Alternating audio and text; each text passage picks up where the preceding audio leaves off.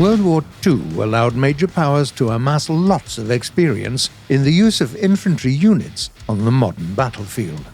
In that war, a key role was played by motorized infantry, highly mobile units making full use of a variety of vehicles to deliver swift blows and to move across the battlefield at breakneck speed. Against the backdrop of geopolitical uncertainty in the 1950s, the Soviet military decided that their motorized and mechanized infantry needed a specialized vehicle.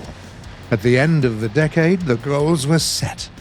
The new vehicle had to be capable of carrying troops, providing fire support for tanks, and also eliminating enemy armor on its own. It had to have sufficiently heavy armor to protect itself from autocannon fire, a powerful engine, as well as cross-country mobility and amphibious capability. 5 different teams from Chelyabinsk, Bryansk, and a few other cities rose to the task. Soon, the Ministry of Defense had several projects to choose from, with different chassis and layouts for the troop compartment. In some ways, they were widely different. For example, there were wheeled, tracked, and half-tracked designs. In other ways, they were strictly the same. For instance, all of them were required to use the same weapon, the 73mm 2A28 Grom gun, equipped with an autoloader. This armament was created in Tula, its development directly linked specifically to one of the SPG-9 recoilless guns. The compact, quick-firing Grom, capable of firing heat projectiles, was supposed to become the new vehicle's trump card in engagements against tanks. Ultimately, the military went with the Object 765 made by the Chelyabinsk Tractor Works. It was a 13-ton tracked vehicle with a UTD diesel engine mounted in the front and a troop compartment that could carry up to 8 soldiers. Apart from the Grom, it was also armed with the Malyutka ATGM. The final version of the prototype was accepted into service in 1966. It was designated the Boyevaya Mashina Pechoty, or BMP for short, meaning Infantry Fighting Vehicle. It swiftly replaced the BTR-50 and other similar vehicles of the previous era. Soon, the Soviets tested the BMP in several small-scale conflicts, and during the 1970s, Arab armies used it in the Arab-Israeli War. It's worth noting that despite being an impressive piece of engineering, the Grom gun, even with its heat rounds, proved to be less effective against enemy forces than the Soviets had hoped, especially enemy armor. In all other ways, the BMP-1 performed really well. It was a modern, highly effective design with several thousand vehicles exported to the countries of the Warsaw Pact and their allies. Sometimes variations serving in other countries were different from the Soviet original. For example, while the tankers of East Germany used regular Soviet BMPs, the Chinese ZBD-86 variant was armed with a new Chinese-made ATGM. There were several upgrades introduced to the BMP in the USSR as well. For instance, there was the BMP-1P version that lost its amphibious capability, but received additional armor and the more effective Concourse ATGM.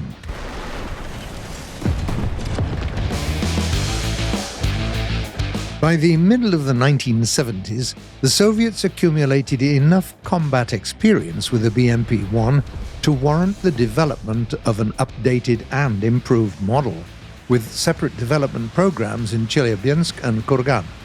Most notably, the armament was changed to the 2A42 30mm autocannon that had better elevation. It was also mounted in a brand new enlarged 2-man turret. Furthermore, the new IFV was fitted with the Concourse ATGM, was modified to give the vehicle extra ground clearance, and received many other changes. The first BMPs of the second generation were tested out during the early 1980s in Afghanistan.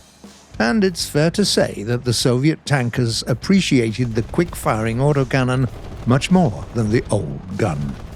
The engineering team in Chelyabinsk favored a Grom-like armament, so in the end, it was the Kurgan version that made it into production as the BMP-2.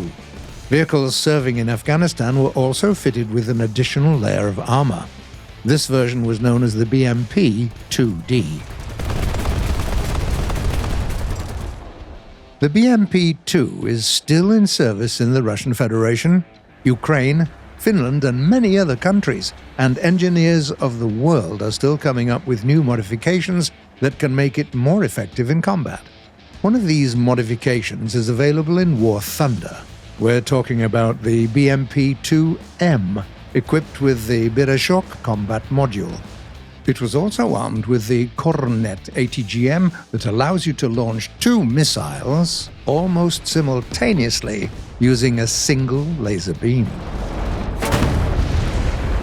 Furthermore, after a few years, a team at the Kurgan machine-building plant, led by Alexander Blagonravov, started to work on a next-generation infantry combat vehicle, the BMP-3, incorporating the experience accumulated while developing an experimental light tank known as the Object 685.